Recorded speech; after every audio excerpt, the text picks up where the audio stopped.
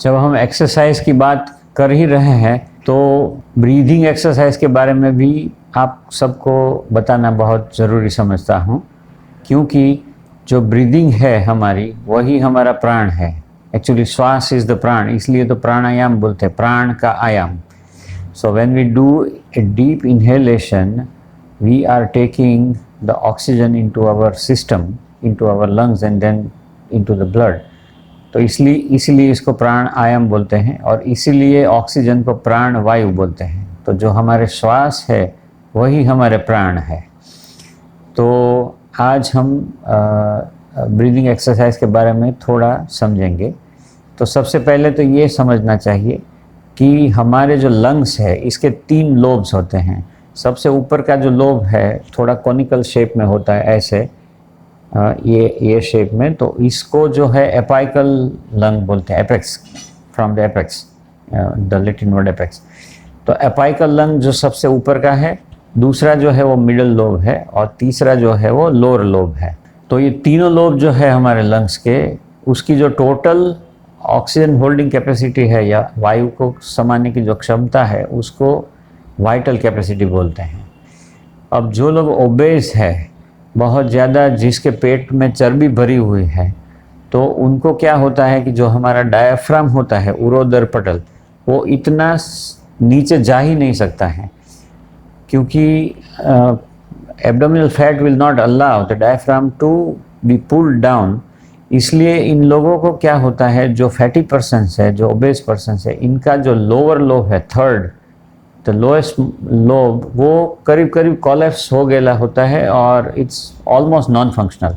So they are living just with 2 lobes. और यही वजह है कि जब भी ओबेसिटी वाले जो पर्सन्स है उनको जब कोरोना हुआ, और उनको ज़्यादा हुआ क्योंकि जो बॉडी में फैट है वो fat is the easiest target for the virus to launch.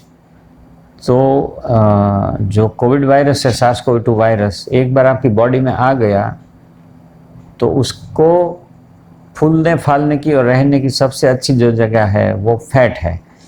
और उसी वजह से जिसको भी बहुत ज़्यादा ओबेसिटी थी उनको इन्फेक्शन बहुत ज़्यादा हुआ, क्योंकि वायरस का लोड बहुत बढ़ गया। और जब ये पेशेंट्स को ऑक्सीजन की कमी होने लगी, हाइपोक्सिया होने लगा, तो ये ऊंडे सांस ले नहीं सकते, क्योंकि 1/3 of the lung capacity is already gone because the lower lobe is collapsed. और ये लोग जब आईसीयू में आए और एडमिट हुए तो हॉरिजॉन्टल पोजीशन में सोते वक्त ये जो पेट का मोटापा है, जो घेराव है, वो चर्बी और ज़्यादा लंग्स को प्रेशराइज करने लगी। तो even the middle lobe got collapse. So they were breathing in the ICU in the bed only with their 1/3 of the lung, the apical position. और पॉजिटिव प्रेशर बाइपेप से या वेंटिलेटर से भी आप प्रेशराइज्ड एयर डालेंगे, ऑक्सीजन डालेंगे, तब जाके भी ये लंग्स जो है वो खुलते नहीं थे। That was the reason why there was maximum infection in fatty persons and maximum death rate amongst the fatty person. तो हमारा जो सबसे पहला टारगेट है ब्रीदिंग एक्सरसाइज का वो ये होना चाहिए कि हमारे लंग्स जो है वो पूरे खुलने चाहिए। That means all the 3 lobes should be able to inhale oxygen. और इसके लिए हमने बहुत बैठे हुए पोजीशन में ऊंडा सांस भरने की बहुत ज़्यादा एक सजागरूक मन से कोशिश करते रहना चाहिए। And this should become a part of our routine. अच्छा, तो डीप ब्रीदिंग का एडवांटेज ये होता है कि आप एक सांस लेंगे तो समझिए तकरीबन 6 लीटर ऑक्सीजन आप अंदर ले पाएंगे। हालांकि जब शैलो ब्रीदिंग करेंगे, मिडल और अपर लोब दोनों ही, then you will be able to take only 4 liters of oxygen. And if you do only apical breathing, only 1/3 of the upper portion of the lung, then we'll be able to take in only 2 liters of oxygen. तो अगर deep breathing करते हैं तो 1 minute में आपने समझिए कि only 6 breathing या 7 ब्रीदिंग से चल जाएगा काम। अगर मीडियम ब्रीदिंग करते हैं then we have to take 11 to 12 breaths per minute, and if you are doing shallow breathing then we have to take 16 to 17 breaths in a minute। मतलब एक दिन में आपके जो सांस की संख्या है वो शैलो ब्रीदिंग में बहुत बढ़ जाती है। और हर एक आदमी की जो सांस लेने की क्षमता है वो तो विधाता ने जन्म वक्त ही निश्चित कर दी है कि मेरा 35 करोड़ सांस लेने की मेरी लंग्स की कैपेसिटी है और मेरे मसल्स की कैपेसिटी है। तो 35 करोड़ अगर मैं रोज़ के 3 गुना ज़्यादा सांस ले रहा हूँ तो मेरी जो लाइफ है वो 100 साल चलने वाली थी वो 40 साल 45 साल में ख़त्म हो जाएगी। अगर मैं मीडियम ब्रीदिंग कर रहा हूँ तो I will be able to live around 70-75। अगर मैं डीप ब्रीदिंग कर रहा हूँ तो I will have a happy chance of living up to 9800। So we must all cautiously learn the deep breathing. And जो प्राणायाम है वो इसके लिए सबसे अच्छी मुद्रा है, लेकिन प्राणायाम तो डेडिकेटेड टाइम आपने निकाल के बैठना पड़ेगा। तो चालू दिन में चालू ऑफिस में कैसे कर सकते हैं, तो इसका भी मैंने 2-3 हल ढूंढे हैं और 2-3 मेरे फ्रेंड्स से सीखा है। तो मेरी खुद की बात अगर मैं करूं तो रोज़ 6 से 7 घंटे में ऑपरेशन करता हूं।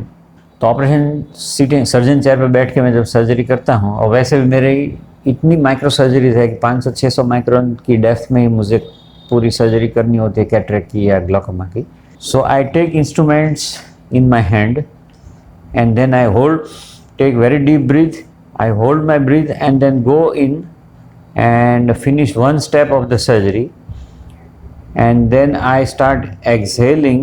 वो भी बहुत slow exhale करता हूँ और जब मेरा exhalation हो जाएगा तो मैं बाहर निकल जाता हूँ। Then I change the instruments and go for the next step of the surgery। तो मेरे तो बाय डिफ़ॉल्ट 30-35 साल से मेरा डीप ब्रीदिंग का रोज़ की 6-7 घंटे की आदत ही हो गई है। लेकिन जो लोग सर्जन नहीं हैं वो भी जब भी मन में याद आता है, आप फ्री बैठे हैं या आप ऑफिस में काम कर रहे हैं अकेले हैं, जब आपने कुछ बोलना नहीं है या आप बस में ट्रैवल कर रहे हैं, 2 घंटे का बस का ट्रैवल है, फ्री टाइम है, ट्रेन में ट्रैवल है, प्लेन में ट्रैवल है, जब जब आपको याद आता है और जब भी आप चल नहीं रहे या दौड़ नहीं रहे, बैठे हैं, तो उस वक्त you try to take the deepest possible breath, number 1। और ये सांस जो हमने ली है वो इतने लंबे अरसे तक भर के रखनी है। Try to hold it as long as possible. On an average simple person will be able to hold not more than 15 seconds to at the most 20 seconds। Our attempt should be to hold it for 45 seconds और more than 45 seconds. आप जब भी ऊंडी सांस लेते हैं तो आप James bond को याद करिए। जेम्स बॉन्ड जो है विलन के लायर में जाता है, जब वो डीप डाइव करता है 5-7 मिनट तक अपना जो ब्रीथ है डीप ब्रीथ लेके वो होल्ड कर सकता है। हालांकि वो तो मूवी है, लेकिन इयान फ्लेमिंग खुद ये कर सकते थे 1.5-2 मिनट तक, इसलिए जेम्स बॉन्ड के पात्र में इन्होंने ये डाला हुआ है। So remember James bond, try to be James Bond, hold your breath as much as possible। और जब तक आँख के सामने जुगनू नहीं दिखने लगते हैं तब तक आप सांस को छोड़िए नहीं। जब जुगनू दिखने लगे then you leave your breath and exhale। और एक्सहेल करते हैं धीरे धीरे धीरे, फिर जब तक दोबारा जुगनू नहीं दिखने लगते हैं तब तक दूसरा सांस लेना नहीं है। So try to extend your inhalation and at the same time try to increase the length of your exhalation, so the breathing will be very slow। दूसरा इसका एडवांटेज ये होगा कि the blood, जो लंग्स में ब्लड गैस एक्सचेंज होता है, carbon dioxide छोड़ना है और ऑक्सीजन को लेना है, उसके लिए बहुत पर्याप्त मात्रा में समय मिलेगा। So your circulation will slow down, क्योंकि जब शैलो ब्रीदिंग करते हैं तो बहुत छोटी समय की विंडो में हीमोग्लोबिन ने ऑक्सीजन को कैच करना है। तो शैलो ब्रीदिंग करते तो अपने आप हृदय का रक्तचाप की जो गति है सर्कुलेशन की वो भी बढ़ जाती है। So breathing increases, heart rate also increases. Breathing rate decreases, heart rate also decreases. और हार्ट के जो बीट्स है अपने वो भी मर्यादित है, वो भी विधाता ने लिख के दिया हुआ है कि आप 300 ने on an average a person heart will breathe 370 crore times in a life of 100 years। तो 370 करोड़ हमारे जो हृदय के धबकारे हैं, अगर 90 या 100 के रेट से हमने पर मिनट ख़त्म कर डाले तो लाइफ 60-65 साल में ख़त्म हो जाएगी। So we want our heart and our lungs to be in an idle mode. By car या स्कूटर की डेफिनेशन में अगर बोलते हैं तो इंजन को रेस चलाना है या आइडल में चलाना है या सब आइडल में चलाना है, तो मेरा तो सब आइडल में ही चलाना है। सो आई ऑलवेज ट्राई 6-7 घंटे तक पूरे दिन में मेरी जो सांस की गति है वो बहुत कम रहती है। अच्छा, दूसरा एक एडवांटेज ये होता है कि जब हम अपना जो ब्रीथ है वो होल्ड करते हैं तो ब्रेन के अंदर जो है वो कार्बन डाइऑक्साइड की मात्रा धीरे धीरे बढ़ने लगती है। जैसे ही कार्बन डाइऑक्साइड की मात्रा बढ़ती है, that is known as hypercapnia, in the medical term that is known as oxygen का कम होना और कार्बन डाइऑक्साइड का इंक्रीज होना, it's known as hypercapnia. So we call it as an oxygen paradox, कि ऑक्सीजन जो है वो हमारा जीवन है, लेकिन कार्बन डाइऑक्साइड जो है वो भी हमारा जीवन है। और वो कैसे कि जैसे कार्बन डाइऑक्साइड की मात्रा दिमाग में बढ़ती जाती है तो ब्रेन की जो वेसल्स है वो डायलेट होती है, क्योंकि ब्रेन जो है वो ऑक्सीजन मांग रहा है। So blood vessels will dilate to bring in the last bits of oxygen from the blood. तो जब ब्रेन की वेसल्स डायलेट होती हैं तो ब्लड फ्लो बढ़ता है, और जब ब्लड फ्लो बढ़ता है तो साथ में विटामिन, न्यूट्रिशन और all the antioxidants and all the components which the brain needs apart from the oxygen वो अंदर आता है। और दूसरी बात ये होती है कि to increase the blood flow to the brain during this hypercapnia phase, the peripheral blood vessels will constrict. So there is an alternation, brain में dilate होगी, periphery में constrict होगी in hypercapnia stage. In hyperoxia stage the peripheral vessels will dilate and the brain vessels will constrict. तो जब प्राणायाम करते हैं तो advantage ये होता है कि ब्रेन की वेसल जो है वो भी फ्लेक्सिबल रहती हैं और पेरिफेरल वेसल्स जो है अपनी वो भी फ्लेक्सिबल रहती है। सो जो रिजिडिटी नहीं आती है, रिजिडिटी नहीं आती है तो एथेरोस्क्लेरोसिस चेंजेस नहीं होता है। What is atherosclerosis? Atherosclerosis step 1 is the rigidity of the blood vessels. और जब ब्लड वेसल रिजिड होती है और ब्लड के अंदर लिपिड की मात्रा बढ़ जाती है तो रिजिड ब्लड वेसल्स के अंदर लिपिड जो है वो चिपकने लगते हैं और आर्टरीज जो है वो क्लॉग होने लगती है और प्लेक फॉर्मेशन होने लगता है। So those who are regularly doing deep breathing exercises at least 4-5 hours in a day, believe me, their vessels will remain flexible like a young boy even at the age of 80-90. और यही वजह है कि जो साधु है, जो सन्यासी है, जो रेगुलर योगा करते हैं, जो रेगुलर प्राणायाम करते हैं, इनको कभी आपने सुना नहीं होगा इनको ब्रेन स्ट्रोक हुआ या इनको हार्ट स्ट्रोक हुआ। It's very rare unless they are very irregular in their food habit. तो दूसरी बात है, but this breathing exercise is excellent. और मैंने बहुत सारी ब्रीदिंग एक्सरसाइज की जो डिफरेंट मेथड्स चल रही है उसका अभ्यास किया, तो वो जो भी एक्सरसाइजेस है अपने अपने तरीके से अच्छे हैं, लेकिन मेरे हिसाब से the biochemical base of any type of breathing exercise, वो आप कोई भी पैटर्न में ले, शैलो ब्रीदिंग, शैलो, वो पैटर्न्स कोई इंपॉर्टेंस नहीं है। The main importance is induction of hypercapnia, मतलब high carbon dioxide state for 30 seconds and then induction of hyperoxia, oxygen ज़्यादा कार्बन डाइऑक्साइड कम। सो ये दो स्टेज को ऑल्टरनेट करना, that is the perfect biochemical base. और ये आप जब भी चाहे कर सकते हैं, जब भी याद आई, जब भी टाइम मिला तो ये आप करते रहिए।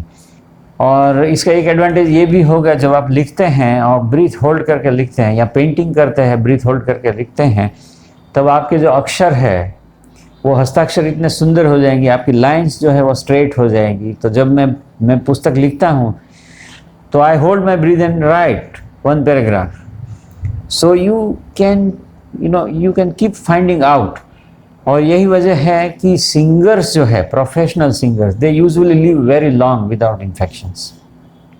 द रीज़न इज, जब ये गाते हैं तो उनके आरोह अवरोह, आलाप, उनके राग का जो उपाड़, उस सब में अपने आप इनको जो है वो बाय डिफ़ॉल्ट ये ब्रीदिंग एक्सरसाइज होती जाती है। So make it a point two learn taking a deep breath, holding it, जब तक होल्ड करना है जब तक आपको आंखों के सामने जुगनू दिखने नहीं लगे, जब जुगनू दिखने का पहला जुगनू दिखने का शुरू हो जाए तो छोड़ना चालू करिए, और जैसे छोड़ना चालू करेंगे, छोड़ के फिर दोबारा जब जुगनू देखने लगे तब लेना चालू करें। Just remember this is enough and more than enough for any other this thing. There is no need for any other typical pattern में सेट होने की ज़रूरत नहीं। ये आप करते रहेंगे तो मेरे मशवरे से आपकी जो सर्कुलेशन है, आपके ब्लड वेसल्स बहुत फ्लेक्सिबल रहेंगे। तो आप सबका बहुत बहुत शुक्रिया, बहुत नमस्कार। और अगर आपको इसके बारे में और कुछ भी प्रश्न होते हैं तो आप कमेंट बॉक्स में कमेंट करके पूछ सकते हैं, और हम कोशिश करेंगे कि आपके जो क्वेश्चंस है उसका एक लिस्ट बना के वो क्वेश्चन आंसर का एक और एपिसोड करेंगे आगे। Thank you so much, thank you very much. नमस्ते, जय स्वामीनारायण, जय श्री राम।